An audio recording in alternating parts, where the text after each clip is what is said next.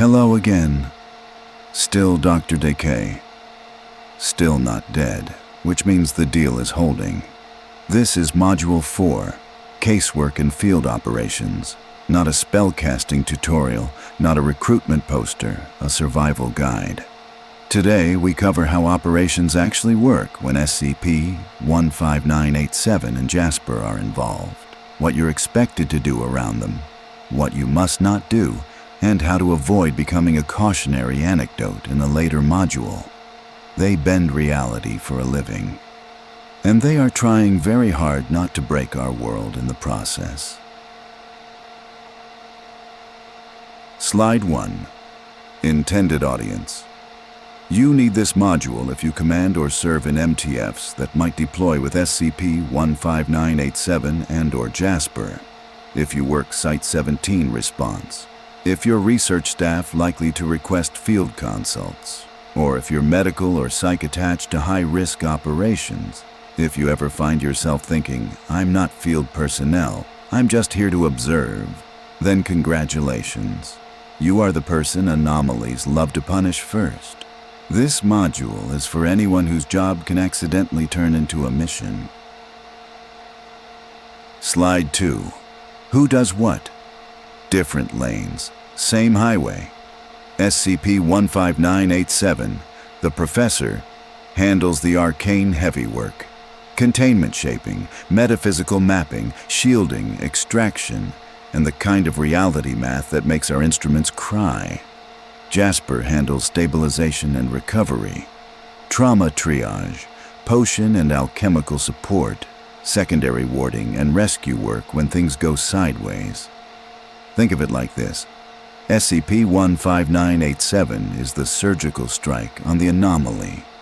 Jasper is the surgical strike on what the anomaly did to your people. And here's what they are not.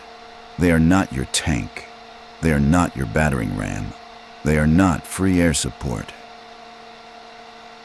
Slide 3. Ground rules. Rule 1. They are consultants, not mascots. Do not treat them like entertainment. Do not treat them like equipment. Rule 2. Address them like professionals. Professor, Rakashan, or Sir, all work. Cat, kitty, or do the thing, do not. Rule 3. Chain of command still exists. Field command remains MTFCO to Site Command to O5 as appropriate. But note the carve-out.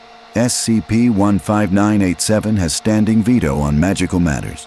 If he says, "We are not doing that spell here," the operation pivots. Rule 4. Don't crowd them. Don't cluster around him while he's listening. Don't lean into Jasper while he's triaging. Give them room to work. And a final rule you'd think we wouldn't need to write down. No trolling, no baiting, no surprise touching, no jokes that hinge on, "I didn't think it would actually do that."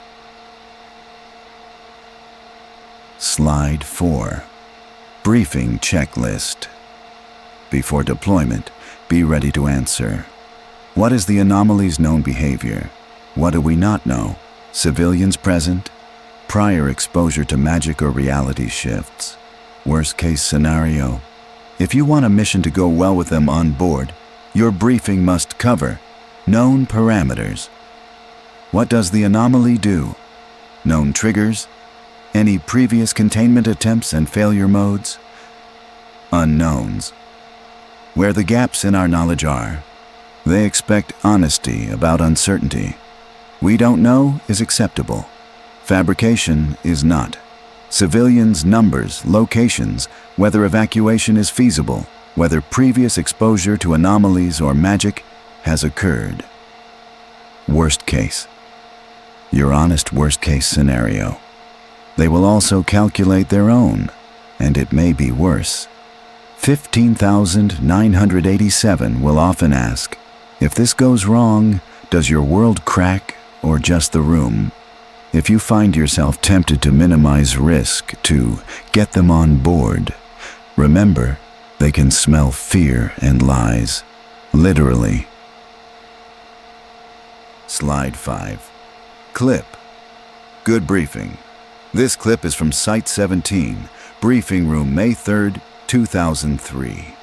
Watch what matters. Clear risks, clear unknowns, and nobody trying to sound brave for the transcript. All right, doors closed, eyes up.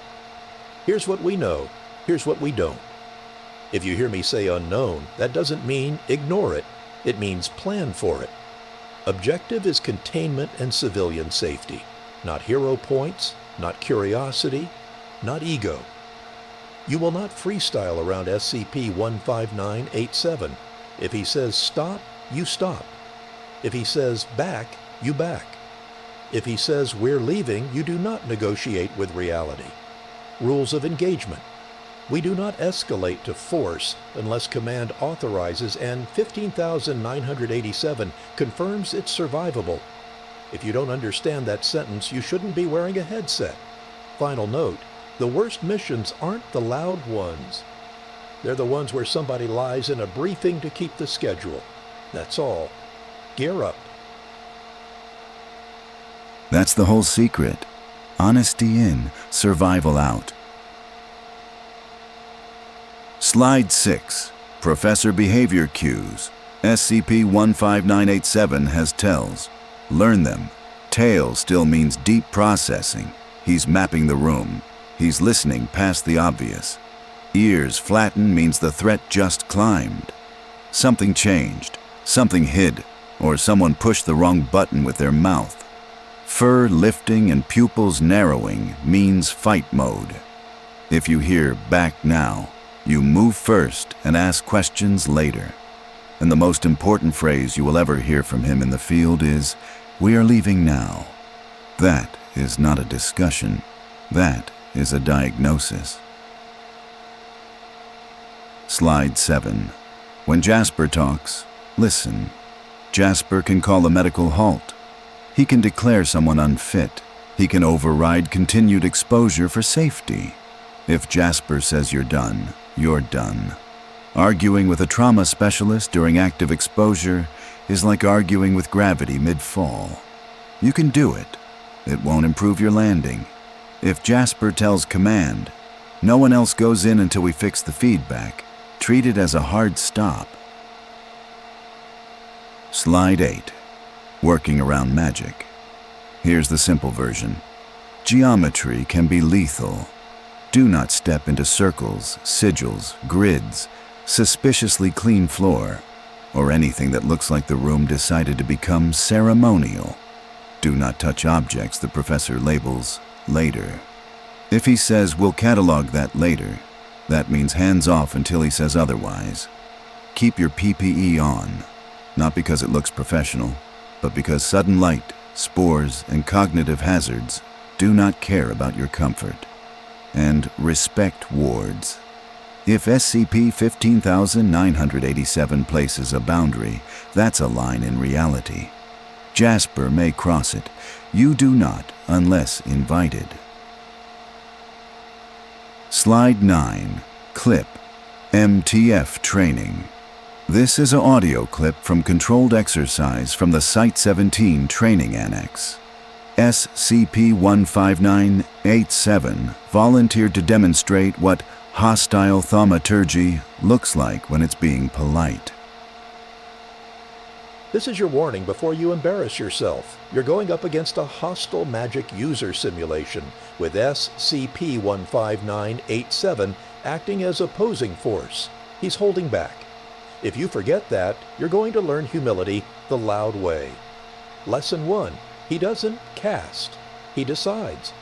By the time you raise your weapon, he's already solved the shape of your next 5 seconds. Lesson 2. Your gear is negotiable. If it can come apart, it will. If it can jam, it will.